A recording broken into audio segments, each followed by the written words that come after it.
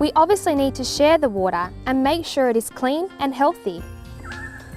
But how can we look after our rivers and our precious water? How can we use the water more efficiently and wisely? Reuse their water, use it wisely, address things like dripping taps and leaking toilet systems. Or looking after water quality and enhancing our environment goes hand in hand with food production, because we as farmers have been doing that for a long time.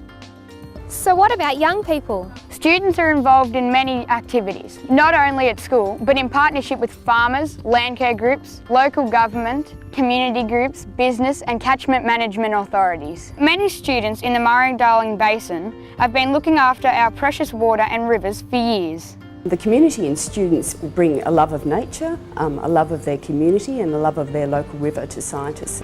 Our young people are interested in the health and well-being of our water. It takes serious amounts of water to produce our food. It's extremely important that we are conscious about the environment on our farms.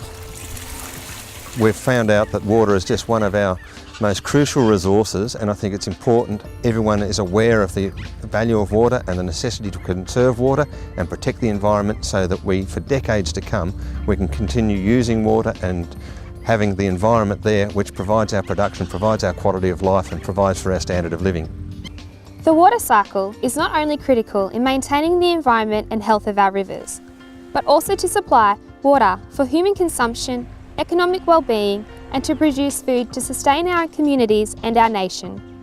It is also important to recognise that this water cycle has relevance to the entire Australian landscape.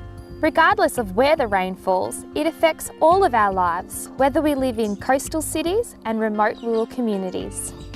Showers in Perth, a drought in Western Queensland, storms in Darwin, a dry spell in Hobart and floods in Lake Eyre may be far away from many of us, but they are all influenced by this water cycle. And they all affect us, whether we live in Broken Hill or Brisbane, Goondiwindi or Goolwa.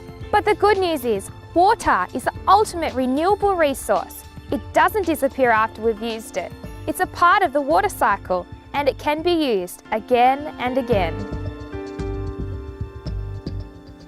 So that in a snapshot is how the water cycle works so hard to fill our rivers and provides the water that has so many uses.